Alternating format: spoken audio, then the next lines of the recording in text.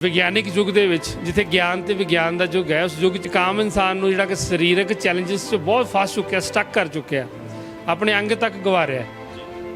ਉਹਦੇ ਅੰਦਰ ਉਹ ਬੇਸਿਕ ਨੌਲੇਜ ਨੂੰ ਇਸ ਲੈਵਲ ਤੱਕ ਲੈ ਆਈਏ ਕਿ ਉਹ ਆਪਣੇ ਸਰੀਰ ਦੇ ਬੇਸਿਕ ਸਿੰਪਟਮ ਨੂੰ ਰੋਗ ਬਣਨ ਤੋਂ ਰੋਕ ਲਵੇ। ਪਹਿਲਾਂ ਸਰੀਰ 'ਚ ਬੇਸਿਕ ਸਿੰਪਟਮ ਆਉਂਦਾ, ਉਹ ਸਿੰਪਟਮ ਜਦੋਂ ਵਿਗੜਦਾ ਫਿਰ ਉਹ ਰੋਗ ਦਾ ਕਾਰਨ ਬਣਦਾ। ਠੀਕ ਹੈ, ਤਾਂ ਅਗਰ ਉਹਨੂੰ ਬੇਸਿਕ ਸਿੰਪਟਮ ਸਮਝ ਆ ਗਿਆ ਤਾਂ ਉਹਨੂੰ ਕਦੀ ਰੋਗ ਉਹਨੇ ਆਪ ਹੀ ਨਹੀਂ ਬਣਨ ਦੇਣਾ। ਉਹਦੇ ਲਈ ਅਸੀਂ ਫਿਰ ਐਜੂਕੇਸ਼ਨ ਸਿਸਟਮ ਦਿੱਤਾ, ਜਿਹੜਾ ਅਜੇ ਰੋਗ ਡਿਕਲੇਅਰ ਨਹੀਂ ਹੋਇਆ ਲੇਕਿਨ ਉਹਦੀਆਂ ਦਵਾਈਆਂ ਖਾਣੀਆਂ ਪੈ ਰਹੀਆਂ ਉਹਨਾਂ ਨੂੰ, ਬਟ ਉਹਦਾ ਹੱਲ ਪੇਸ਼ੈਂਟ ਦੇ ਘਰੇ ਹੀ ਪਿਆ। ਤਾਂ ਉਹਦੇ ਲਈ ਅਸੀਂ ਗਿਆਨ ਨਾਲ ਜੋੜ ਰਹੇ ਹਾਂ। ਤਾਂ ਇਹੀ ਕਾਰਨ ਹੈ ਜਿਹੜਾ ਪੇਸ਼ੈਂਟ ਸਾਡੇ ਕੋਲ ਆ ਰਿਹਾ ਸੀ ਉਹਨੂੰ ਜੇ ਠੀਕ ਕਰ ਰਹੇ ਹਾਂ ਤੇ ਨਾਲ ਉਹਨੂੰ ਅਸੀਂ ਐਜੂਕੇਟ ਵੀ ਕਰ ਰਹੇ ਹਾਂ ਕਿ ਤੁਹਾਡੀਆਂ ਅੱਖਾਂ ਬੰਦ ਹੋਣਗੀਆਂ ਤਾਂ ਤੁਹਾਡੇ ਨਾਲ ਕੁਝ ਵੀ ਹੋ ਸਕਦਾ। ਤੁਹਾਡੀ ਸ਼ਰਟ ਫਾੜੀ ਵੀ ਜਾ ਸਕਦੀ ਤੇ ਉਤਾਰੀ ਵੀ ਜਾ ਸਕਦੀ, ਤੁਹਾਡੀ ਜੇਬ 'ਚ ਕੁਝ ਪਾਇਆ ਵੀ ਜਾ ਸਕਦਾ ਤੇ ਕੱਢਿਆ ਵੀ ਜਾ ਸਕਦਾ। ਸਾਰਾ ਕੁਝ ਪੋਸੀਬਲ ਹੈ ਜੇ ਤੁਹਾਡੀਆਂ ਅੱਖਾਂ ਬੰਦ ਹੈ। ਜੇ ਤੁਹਾਡੀਆਂ ਅੱਖਾਂ ਖੁੱਲ੍ਹ ਜਾਣ ਤੇ ਫਿਰ ਤੁਹਾਨੂੰ ਸਮਝਾਉਣ ਦੀ ਲੋੜ ਨਹੀਂ ਹੈਗੀ ਕਿ ਫਰੂਕੀ ਜੀ ਤੁਸੀਂ ਕੀ ਕਰਨਾ ਹੈ। ਤੁਹਾਡਾ ਬ੍ਰੇਨ ਆਪਣੇ ਸਮਝ ਜਾਏਗਾ ਕਿ ਇੱਥੇ ਮੈਂ ਆਪਣੀ ਪ੍ਰੋਟੈਕਸ਼ਨ 'ਚ ਕੀ ਕਰਨਾ। ਸੋ ਅਸੀਂ ਅੱਖਾਂ ਖੋਲ੍ਹਣ ਦਾ ਹੀ ਕੰਮ ਕਰ ਰਹੇ ਹਾਂ। ਸਮਝ ਸਾਰਿਆਂ 'ਚ ਹੀ ਹੈਗੀ ਹੈ ਤੇ ਜਿਹੜਾ ਇਨਸਾਨ ਆ ਜਿਹਦੇ ਅੰਦਰ ਉਹਨਾਂ ਸਾਰਿਆਂ ਨਾਲੋਂ ਜ਼ਿਆਦਾ ਸਮਝ ਦੀ ਸ਼ਕਤੀ ਜ਼ਿਆਦਾ ਹੈ ਕਿ ਉਹਦੇ 'ਚ ਜਿੰਦਾ ਰਹਿਣ ਦੀ ਸਮਝ ਨਹੀਂ ਪਾਈ ਹੋਏਗੀ। ਬਸ ਉਸ ਸਮਝ ਨੂੰ ਕਿਸੇ ਨਾ ਕਿਸੇ ਰੂਪ 'ਚ ਵਿਗਾੜ ਦਿੱਤਾ ਗਿਆ ਤੇ ਉਹਨੂੰ ਡਾਇਵਰਟ ਕਰ ਲਿਆ, ਜਿਹਦੇ ਨਾਲ ਬੰਦਾ ਆਪਣੇ ਆਪ ਦੇ ਗੁਣ ਭੁੱਲ ਗਿਆ ਔਰ ਦੂਸਰੇ ਗੁਣਾਂ ਨੂੰ ਲੱਭਣ ਲਈ ਬਾਹਰ ਨਿਕਲ ਆਇਆ।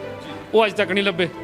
ਵਾਪਸੀ ਅਸੀਂ ਉਹਦੀ ਘਰ ਵਾਪਸੀ ਕਰਾਉਣ ਦੀ ਕੋਸ਼ਿਸ਼ ਕਰ ਰਹੇ ਹਾਂ ਕਿ ਬਈ ਤੂੰ ਆਪਣੇ ਘਰ ਵੱਲ ਵਾਪਸ ਆ। ਐਜ਼ ਏ ਕੰਸਲਟੈਂਟ ਅੱਛਾ ਕੰਮ ਕਰ ਪਾਏਗਾ ਜਾਂ ਉਹ ਖੜੇ ਹੋ ਕੇ ਲੋਕਾਂ ਨੂੰ ਦੀ ਕਾਉਂਸਲਿੰਗ 'ਚ ਜ਼ਿਆਦਾ ਵਧੀਆ ਰੋਲ ਨਿਭਾ ਸਕਦਾ। ਅਸੀਂ ਉਹਦੇ ਵਾਈਜ਼ ਫਿਰ ਉਹਨੂੰ ਕੈਰੀਅਰ ਦੇ ਦਿੰਦੇ ਹਾਂ। ਮੀਨਸ ਜਿਹੜਾ ਕੰਸਲਟੈਂਟ ਹੈ ਸੈਂਟਰ ਓਪਨ ਕਰਦਾ ਉਹ ਕੰਸਲਟੈਂਟ ਹੈ, ਜਿਹੜਾ ਅੱਗੇ ਸਟੂਡੈਂਟਸ ਦੀ ਕਾਉਂਸਲਿੰਗ ਕਰਦਾ, ਪੇਸ਼ੈਂਟ ਦੀ ਕਾਉਂਸਲਿੰਗ ਕਰਦਾ, ਉਹ ਆਫਿਸਰ ਹੈ ਸਾਡਾ। ਠੀਕ ਹੈ, ਤਾਂ ਉਹ ਅਸੀਂ ਉਹਨੂੰ ਦੱਸਦੇ ਵੀ ਤੇਰੇ ਬ੍ਰੇਨ ਦਾ ਆਹ ਹਿੱਸਾ ਕੰਮ ਕਰ ਰਿਹਾ, ਇਸ ਹਿੱਸੇ ਮੁਤਾਬਕ ਆਹ ਪ੍ਰੋਫੈਸ਼ਨ ਤੇਰੇ ਲਈ ਜ਼ਿਆਦਾ ਸੂਟੇਬਲ ਹੈ ਤੇ ਤੂੰ ਇੱਧਰ ਆ। ਅਸੀਂ ਉਹਨੂੰ ਉੱਥੇ ਹੀ ਫਿਰ ਪੁਸ਼ ਕਰਵਾਉਂਦੇ ਹਾਂ ਜਿੱਥੇ ਉਹਨੂੰ ਮਜ਼ਾ ਆਉਂਦਾ। ਪੰਜਾਬ 'ਚ 5 ਲੱਖ ਲੋਕਾਂ ਨੂੰ ਅਸੀਂ ਬਿਜ਼ੀ ਕਰ ਸਕਦੇ ਹਾਂ ਇਕੱਲੇ ਪੰਜਾਬ। ਸਾਰੇ ਵੇਖ ਰਹੇ ਦਰਸ਼ਕਾਂ ਨੂੰ ਮੇਰੇ ਵੱਲੋਂ ਪਿਆਰ ਭਰੀ ਸਤਿ ਸ਼੍ਰੀ ਅਕਾਲ। ਦੂਸਰਾ ਇਹ ਹੈਗਾ ਫਰੂਕੀ ਜੀ ਕਿ ਸਾਡਾ ਇਹਦੇ ਵਿੱਚ ਜਿਹੜੀ ਸੋਚ ਹੈ, ਹਰ ਚੀਜ਼ ਦੇ ਵਿੱਚ ਇੱਕ ਸੋਚ ਜੁੜੀ ਹੁੰਦੀ ਹੈ, ਏਜੰਡਾ ਹੁੰਦਾ ਹੈ। ਸਾਡਾ ਏਜੰਡਾ ਔਰ ਸੋਚ ਇਹੀ ਹੈ ਕਿ ਵਿਗਿਆਨਿਕ ਯੁੱਗ ਦੇ ਵਿੱਚ ਜਿੱਥੇ ਗਿਆਨ ਤੇ ਵਿਗਿਆਨ ਦਾ ਯੁੱਗ ਹੈ, ਉਸ ਯੁੱਗ 'ਚ ਅਸੀਂ ਕਾਮ ਬੰਦੇ ਨੂੰ, ਇੱਕ ਆਮ ਇਨਸਾਨ ਨੂੰ ਜਿਹੜਾ ਕਿ ਸਰੀਰਕ ਚੈਲੰਜਸ 'ਚ ਬਹੁਤ ਫਸ ਚੁੱਕਿਆ, ਸਟਕ ਕਰ ਚੁੱਕਿਆ, ਆਪਣੇ ਅੰਗ ਤੱਕ ਗਵਾ ਰਿਹਾ। ਉਹਦੇ ਅੰਦਰ ਉਹ ਬੇਸਿਕ ਨੌਲੇਜ ਨੂੰ ਇਸ ਲੈਵਲ ਤੱਕ ਲੈ ਆਈਏ ਕਿ ਉਹ ਆਪਣੇ ਸਰੀਰ ਦੇ ਬੇਸਿਕ ਸਿੰਪਟਮ ਨੂੰ ਰੋਗ ਬਣਨ ਤੋਂ ਰੋਕ ਲਵੇ। ਪਹਿਲਾਂ ਸਰੀਰ 'ਚ ਬੇਸਿਕ ਸਿੰਪਟਮ ਆਉਂਦਾ, ਉਹ ਸਿੰਪਟਮ ਜਦੋਂ ਵਿਗੜਦਾ ਫਿਰ ਉਹ ਰੋਗ ਦਾ ਕਾਰਨ ਬਣਦਾ। ਠੀਕ ਹੈ, ਤਾਂ ਅਗਰ ਉਹਨੂੰ ਬੇਸਿਕ ਸਿੰਪਟਮ ਸਮਝ ਆ ਗਿਆ ਤਾਂ ਉਹਨੂੰ ਕਦੀ ਰੋਗ ਉਹਨੇ ਆਪ ਹੀ ਨਹੀਂ ਬਣਨ ਦੇਣਾ। ਉਹਦੇ ਲਈ ਅਸੀਂ ਫਿਰ ਐਜੂਕੇਸ਼ਨ ਸਿਸਟਮ ਦਿੱਤਾ। ਅੱਜ 80-85% ਜਿਹੜੀ ਭੀੜ ਹੈ ਐਜ਼ ਏ ਪੇਸ਼ੈਂਟ ਉਹ ਬੇਸਿਕ ਸਿੰਪਟਮ ਦੀ ਹੈ। ਠੀਕ ਹੈ, ਜਿਹੜਾ ਅਜੇ ਰੋਗ ਡਿਕਲੇਅਰ ਨਹੀਂ ਹੋਇਆ ਲੇਕਿਨ ਉਹਦੀਆਂ ਦਵਾਈਆਂ ਖਾਣੀਆਂ ਪੈ ਰਹੀਆਂ ਉਹਨਾਂ ਨੂੰ, ਬਟ ਉਹਦਾ ਹੱਲ ਪੇਸ਼ੈਂਟ ਦੇ ਘਰੇ ਹੀ ਪਿਆ। ਤਾਂ ਉਹਦੇ ਲਈ ਅਸੀਂ ਗਿਆਨ ਨਾਲ ਜੋੜ ਰਹੇ ਹਾਂ। ਤਾਂ ਇਹੀ ਕਾਰਨ ਹੈ ਜਿਹੜਾ ਪੇਸ਼ੈਂਟ ਸਾਡੇ ਕੋਲ ਆ ਰਿਹਾ ਸੀ ਉਹਨੂੰ ਜੇ ਠੀਕ ਕਰ ਰਹੇ ਹਾਂ ਤੇ ਨਾਲ ਉਹਨੂੰ ਅਸੀਂ ਐਜੂਕੇਟ ਵੀ ਕਰ ਰਹੇ ਹਾਂ ਕਿ ਜੇ ਤੂੰ ਇਸ ਨੈਚੁਰਲ ਸਾਇੰਸ ਨੂੰ ਪੜ੍ਹ ਲਵੇਂ ਤੇਰੇ ਤੋਂ ਬਾਅਦ ਤੇਰੀ ਅਗਲੀ ਪੀੜ੍ਹੀ ਸਾਡੇ ਕੋਲ ਵੀ ਨਹੀਂ ਆਏਗੀ, ਤੇ ਜੇ ਤੂੰ ਨਾ ਪੜ੍ਹਿਆ ਤੇ ਜਿਵੇਂ ਤੂੰ ਲੁੱਟਿਆ ਗਿਆ ਤੇਰੀ ਅਗਲੀ ਪੀੜ੍ਹੀ ਵੀ ਲੁੱਟੀ ਜਾਣੀ ਹੈ। ਮਤਲਬ ਲੋਕਾਂ ਨੂੰ ਬਚਾਉਣਾ ਤਾਂ ਹੈ ਹੀ ਹੈ, ਅਸੀਂ ਆਰਥਿਕ ਲੁੱਟ ਤੋਂ ਤਾਂ ਬਚਾਉਣਾ ਹੀ, ਅਸੀਂ ਸਰੀਰਕ ਲੁੱਟ ਤੋਂ ਵੀ ਬਚਾਉਣਾ ਜਿਹੜੀ ਉਹਨਾਂ ਦੀ ਔਰਗਨ ਕੱਢ ਕੇ ਕਰ ਲਈ ਜਾਂਦੀ ਹੈ। ਬਿਲਕੁਲ, ਬਹੁਤ ਕੁਝ ਹੁੰਦਾ ਜੀ। ਦੇਖੋ, ਜਦੋਂ ਤੁਹਾਡੀਆਂ ਅੱਖਾਂ ਬੰਦ ਹੋਣਗੀਆਂ ਤਾਂ ਤੁਹਾਡੇ ਨਾਲ ਕੁਝ ਵੀ ਹੋ ਸਕਦਾ। ਤੁਹਾਡੀ ਸ਼ਰਟ ਫਾੜੀ ਵੀ ਜਾ ਸਕਦੀ ਤੇ ਉਤਾਰੀ ਵੀ ਜਾ ਸਕਦੀ, ਤੁਹਾਡੀ ਜੇਬ 'ਚ ਕੁਝ ਪਾਇਆ ਵੀ ਜਾ ਸਕਦਾ ਤੇ ਕੱਢਿਆ ਵੀ ਜਾ ਸਕਦਾ। ਸਾਰਾ ਕੁਝ ਪੋਸੀਬਲ ਹੈ ਜੇ ਤੁਹਾਡੀਆਂ ਅੱਖਾਂ ਬੰਦ ਹੈ। ਜੇ ਤੁਹਾਡੀਆਂ ਅੱਖਾਂ ਖੁੱਲ੍ਹ ਜਾਣ ਤੇ ਫਿਰ ਤੁਹਾਨੂੰ ਸਮਝਾਉਣ ਦੀ ਲੋੜ ਨਹੀਂ ਹੈਗੀ ਕਿ ਫਰੂਕੀ ਜੀ ਤੁਸੀਂ ਕੀ ਕਰਨਾ ਹੈ। ਤੁਹਾਡਾ ਬ੍ਰੇਨ ਆਪਣੇ ਸਮਝ ਜਾਏਗਾ ਕਿ ਇੱਥੇ ਮੈਂ ਆਪਣੀ ਪ੍ਰੋਟੈਕਸ਼ਨ 'ਚ ਕੀ ਕਰਨਾ। ਸੋ ਅਸੀਂ ਅੱਖਾਂ ਖੋਲ੍ਹਣ ਦਾ ਹੀ ਕੰਮ ਕਰ ਰਹੇ ਹਾਂ। ਸਮਝ ਸਾਰਿਆਂ 'ਚ ਹੀ ਹੈਗੀ ਹੈ। ਉਹ ਨੇਚਰ ਨੇ ਸਾਰਿਆਂ ਨੂੰ ਸਮਝ ਪਾ ਕੇ ਧਰਤੀ 'ਤੇ ਭੇਜਿਆ। ਦੇਖੋ, ਨੇਚਰ ਨੇ ਇੱਕ ਪੰਛੀ ਨੂੰ ਸਮਝ ਪਾਈ ਹੈ ਵੀ ਤੂੰ ਚੁੰਝ ਨਾ ਖਾਣਾ। ਜਾਨਵਰ ਨੂੰ ਸਮਝ ਪਾਈ ਹੈ ਕਿ 4 ਲੱਤਾਂ ਮਤਲਬ 2 ਹੱਥ 2 ਪੈਰ ਉਹਦੀਆਂ 4 ਲੱਤਾਂ ਬਣ ਜਾਂਦੀਆਂ ਨੇ, ਤੂੰ ਉਹਦੇ ਨਾਲ ਸਰਵਾਈਵ ਕਰਨਾ। ਤੇ ਜਿਹੜਾ ਇਨਸਾਨ ਆ ਜਿਹਦੇ ਅੰਦਰ ਉਹਨਾਂ ਸਾਰਿਆਂ ਨਾਲੋਂ ਜ਼ਿਆਦਾ ਸਮਝ ਦੀ ਸ਼ਕਤੀ ਜ਼ਿਆਦਾ ਹੈ ਕਿ ਉਹਦੇ 'ਚ ਜਿੰਦਾ ਰਹਿਣ ਦੀ ਸਮਝ ਨਹੀਂ ਪਾਈ ਹੋਏਗੀ। ਬਸ ਉਸ ਸਮਝ ਨੂੰ ਕਿਸੇ ਨਾ ਕਿਸੇ ਰੂਪ 'ਚ ਵਿਗਾੜ ਦਿੱਤਾ ਗਿਆ ਤੇ ਉਹਨੂੰ ਡਾਇਵਰਟ ਕਰ ਲਿਆ, ਜਿਹਦੇ ਨਾਲ ਬੰਦਾ ਆਪਣੇ ਆਪ ਦੇ ਗੁਣ ਭੁੱਲ ਗਿਆ ਔਰ ਦੂਸਰੇ ਗੁਣਾਂ ਨੂੰ ਲੱਭਣ ਲਈ ਬਾਹਰ ਨਿਕਲ ਆਇਆ। ਉਹ ਅੱਜ ਤੱਕ ਨਹੀਂ ਲੱਭੇ। ਵਾਪਸੀ ਅਸੀਂ ਉਹਦੀ ਘਰ ਵਾਪਸੀ ਕਰਾਉਣ ਦੀ ਕੋਸ਼ਿਸ਼ ਕਰ ਰਹੇ ਹਾਂ ਕਿ ਬਈ ਤੂੰ ਆਪਣੇ ਘਰ ਵੱਲ ਵਾਪਸ ਆ ਔਰ ਨੈਚੁਰਲ ਸਾਇੰਸ ਨੂੰ ਪੜ੍ਹ, ਇਸ ਦਲਦਲ 'ਚੋਂ ਬਾਹਰ ਨਿਕਲ। ਜਿਸ ਸਰੀਰਕ ਦਲਦਲ 'ਚੋਂ ਬਾਹਰ ਨਿਕਲੋਗੇ ਫਿਰ ਹੀ ਸੋਚੋਗੇ ਆਪਣੇ ਸਰੀਰ ਬਾਰੇ, ਖਾਨਦਾਨ ਬਾਰੇ, ਬਜ਼ੁਰਗਾਂ ਬਾਰੇ, ਕੌਮ ਬਾਰੇ, ਧਰਮ ਬਾਰੇ, ਦੇਸ਼ ਬਾਰੇ, ਸਟੇਟ ਬਾਰੇ। ਉਹ ਗੱਲਾਂ ਬਾਅਦ 'ਚ ਨੇ। ਮੂੰਹ ਦੇ ਵਿੱਚ ਤਾਂ ਰੋਟੀ ਵੀ ਬੰਦ ਹੋ ਗਈ, ਉੱਥੇ ਕੀ ਕਰੋਗੇ ਵੱਡੀਆਂ ਵੱਡੀਆਂ ਗੱਲਾਂ ਕਰਕੇ। ਸੋ ਜੇ ਅਸੀਂ ਸਭ ਤੋਂ ਪਹਿਲਾਂ ਸਰੀਰ ਬਚਾ ਲਿਆ ਫਿਰ ਸਾਰਾ ਕੁਝ ਕੀ ਬਚਾਉਣਾ ਹੈ ਉਹ ਸਮਝ ਤੁਹਾਡੇ ਅੰਦਰ ਆਪਣੇ ਆਪ ਕੰਮ ਕਰ ਜਾਏਗੀ। ਅੱਛਾ, ਜਿਸ ਤਰੀਕੇ ਨਾਲ ਤੁਸੀਂ ਅੱਜ ਇੱਥੇ ਸੈਂਟਰ ਨੂੰ ਰਿਕਗਨਾਈਜ਼ਡ ਕੀਤਾ ਹੈ, ਇਸ ਤਰੀਕੇ ਨਾਲ ਅਗਰ ਕਿਸੇ ਨੇ ਸੈਂਟਰ ਲੈਣਾ ਹੋਵੇ, ਚਲਾਉਣਾ ਹੋਵੇ, ਉਹਦੇ ਬਾਬਤ ਕੀ ਯੋਜਨਾ ਹੁੰਦੀ ਹੈ, ਕਿਵੇਂ ਤਿਆਰ ਕਰਦੇ ਹੋ ਤੁਸੀਂ? ਦੇਖੋ, ਉਹਦੇ ਲਈ ਸਭ ਤੋਂ ਪਹਿਲੀ ਚੀਜ਼ ਹੈ ਕਿ ਸਾਡਾ ਸਟੂਡੈਂਟ ਉਹੀ ਬਣ ਸਕਦਾ ਜਿਹੜਾ ਰੋਗੀ ਆ। ਇਹ ਪਹਿਲੀ ਕੰਡੀਸ਼ਨ ਹੈ। ਜਿਹਨੂੰ ਰੋਗ ਨਹੀਂ, ਉਹ ਸਾਡਾ ਸਟੂਡੈਂਟ ਨਹੀਂ ਬਣ ਸਕਦਾ। ਰੋਗ ਤੇ ਫਿਰ ਘਰ ਘਰ ਹੈ ਜੀ। ਹਾਂ, ਤਾਂ ਸਾਰੇ ਸਟੂਡੈਂਟ ਬਣਨਾ, ਠੀਕ ਹੈ ਨਾ। ਕੰਡੀਸ਼ਨ ਹੀ ਹੈ। ਮੰਨ ਲਓ ਸਾਡੇ ਕੋਲ ਬਹੁਤ ਸਾਰੇ ਡਾਕਟਰ ਵੀ ਆਉਂਦੇ ਆ, ਔਰ ਡਾਕਟਰ ਸਾਹਿਬ ਮੈਂ ਡਾਕਟਰੇਟ ਕੀਤੀ ਹੋਈ ਹੈ ਤੇ ਮੈਂ ਵੀ ਤੁਹਾਡੇ ਨਾਲ ਜੁੜਨਾ ਚਾਹੁੰਦਾ, ਤਾਂ ਅਸੀਂ ਉਹਨੂੰ ਕਹਿੰਦੇ ਹਾਂ ਵੀ ਜੇ ਤੂੰ ਬਈ ਤੇਰੇ ਅੰਦਰ ਤੂੰ ਡਾਕਟਰ ਹੈ ਨਾ, ਤੇਰੇ ਅੰਦਰ ਨਹੀਂ ਰੋਗ ਹੈਗਾ, ਮੈਂ ਮੰਨ ਲਿਆ, ਤੇਰੇ ਪਰਿਵਾਰ 'ਚ ਤਾਂ ਕਿਸੇ ਰੋਗ ਹੈਗਾ ਨਾ, ਉਹਨੂੰ ਠੀਕ ਕਰਨ 'ਤੇ ਕੰਮ ਕਰ ਸਾਡੇ ਨਾਲ। ਜਦੋਂ ਤੂੰ ਉਹਨੂੰ ਠੀਕ ਕਰ ਲਿਆ, ਸਟੂਡੈਂਟ ਬਣ ਜਾ। ਸਟੂਡੈਂਟ ਬਣ ਕੇ ਆਪਦੀ ਕਲਾਸਿਸ ਲਗਾ। ਕਲਾਸਾਂ ਵੀ ਲੱਗਦੀਆਂ ਨੇ ਜੀ? ਆਨਲਾਈਨ ਕਲਾਸਿਸ ਲੱਗਦੀ ਹੈ। ਅੱਛਾ, ਆਨਲਾਈਨ ਕਲਾਸਿਸ ਹੁੰਦੀ? ਹਰ ਸੰਡੇ ਸਵੇਰ 2 ਘੰਟੇ ਕਲਾਸ ਲੱਗਦੀ ਹੈ। ਘਰੇ ਬੈਠ ਕੇ ਤੁਸੀਂ ਕਲਾਸ ਅਟੈਂਡ ਕਰੋਗੇ। ਸਾਡੇ ਲੈਕਚਰਰ ਸਮੈਸਟਰ ਵਾਈਜ਼ ਕਲਾਸ ਪੜ੍ਹਾਉਂਦੇ ਨੇ।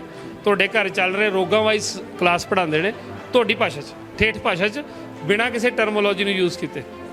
ਤਾਂ ਉਹ ਸਟੂਡੈਂਟ ਜਦੋਂ ਪੜ੍ਹਦੇ ਨੇ, ਪੇਸ਼ੈਂਟ ਪੜ੍ਹਦੇ, ਉਹਨਾਂ ਨੂੰ ਮਜ਼ਾ ਆਉਂਦਾ, ਸਮਝ ਆਉਂਦੀ ਹੈ।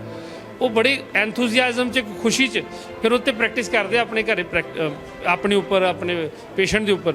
ਜਦੋਂ ਰਿਜ਼ਲਟ ਮਿਲਦੇ, ਉਹਨਾਂ ਦਾ ਕੌਨਫੀਡੈਂਸ ਵੱਧਦਾ।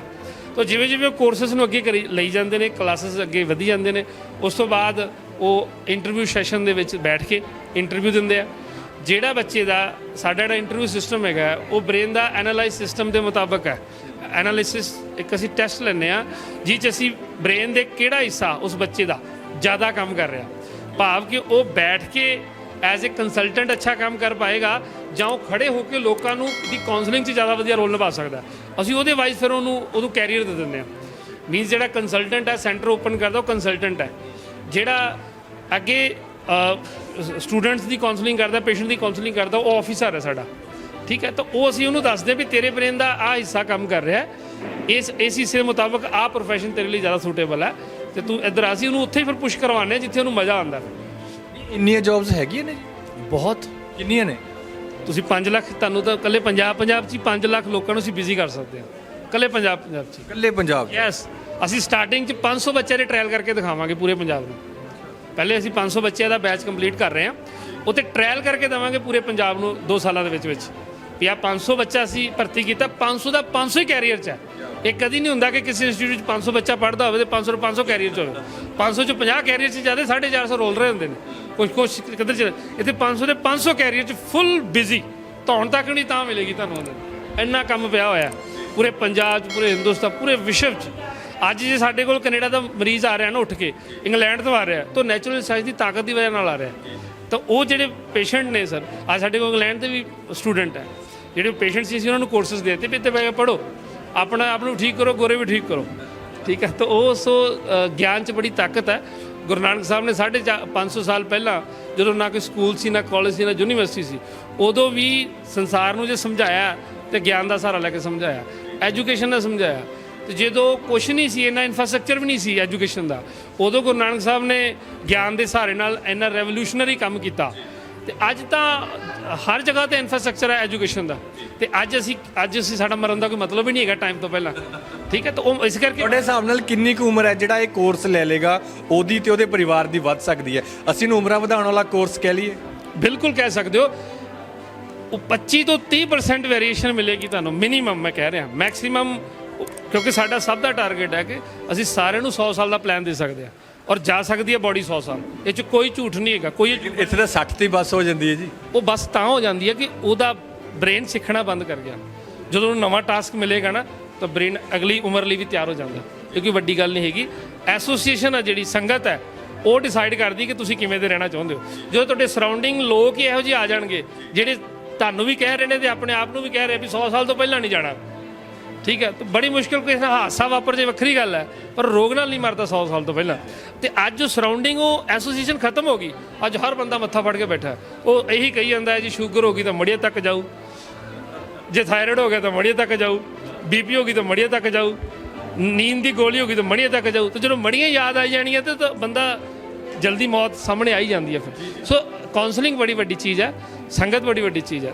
ਜੇ ਕੋਰਸ ਲੈਣਾ ਹੋਵੇ, ਕੀ ਢੰਗ ਹੈਗਾ ਔਰ ਕੀ ਕੁਆਲੀਫਿਕੇਸ਼ਨ ਹੁੰਦੀ ਹੈ ਤੁਹਾਡੀ ਸੰਸਥਾ ਵੱਲੋਂ ਜਿਹੜੀ ਨਿਰਧਾਰਿਤ ਕੀਤੀ ਜਾਂਦੀ ਹੈ? ਉਹਦੇ ਲਈ ਮਿਨੀਮਮ ਮੈਟ੍ਰਿਕ ਐਂਡ +2 ਦੋਨੇ ਹੀ ਕੈਟਾਗਰੀ ਵਾਲੇ ਅਸੀਂ ਬੱਚਿਆਂ ਨੂੰ ਇੱਧਰ ਲੈ ਕੇ ਆ ਰਹੇ ਹਾਂ। ਜੀ ਜੀ ਜੀ ਤੇ ਕੋਰਸ 'ਚ ਐਡਮਿਸ਼ਨ ਲੈਣ ਦਾ ਕੋਈ ਸਮਾਂ ਹੁੰਦਾ ਹੈ ਜਾਂ ਕਦੇ ਵੀ ਤੈਅ ਕੀਤੀ ਜਾ ਸਕਦੀ ਹੈ ਬੈਚ ਮੁਤਾਬਕ? ਹਰ 3 ਮਹੀਨੇ ਬਾਅਦ ਸਾਡਾ ਜਿਹੜਾ ਬੈਚ ਚਾਲੂ ਹੁੰਦਾ ਹੈ। ਜਿਵੇਂ ਕਿ ਹੁਣ ਇੱਕ ਦੂਸਰਾ ਬੈਚ ਸਾਡਾ ਚਾਲੂ ਹੋਇਆ ਹੈ। ਇਸ ਸੈਸ਼ਨ ਦਾ, ਇਸ ਸਾਲ ਦਾ? ਹਾਂਜੀ ਹਾਂਜੀ, ਇਹਨਾਂ 3 ਮਹੀਨੇ ਜਿਹੜੀਆਂ ਨਵੀਆਂ ਐਡਮਿਸ਼ਨਸ ਆਉਣਗੀਆਂ ਉਹ ਅਸੀਂ ਅਗਲੇ ਬੈਚ 'ਚ ਬਿਠਾ ਦੇਣੇ। ਹਾਂ, ਇਹ ਹੁੰਦਾ। ਤਰੀਕਾ ਕੀ ਹੈ ਜੀ ਫਿਰ ਐਡਮਿਸ਼ਨ ਲੈਣ ਦਾ? ਕਿਵੇਂ ਐਡਮਿਸ਼ਨ ਕਿਵੇਂ ਹੋ ਜਾਂਦੀ ਹੈ? ਉਹ ਸਾਡੇ ਸੈਂਟਰਸ ਦੇ ਕੰਟੈਕਟ ਕਰ ਸਕਦੇ ਨੇ। ਦੇਖੋ, ਐਡਮਿਸ਼ਨ ਲਈ ਅਸੀਂ ਸਿੱਧਾ ਕਿਸੇ ਨੂੰ ਨਹੀਂ ਲੈਂਦੇ।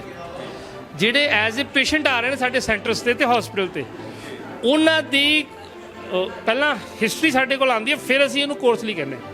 ਇਕੱਲੇ ਕੋਰਸ ਲਈ ਕੋਈ ਨਾ ਆਵੇ।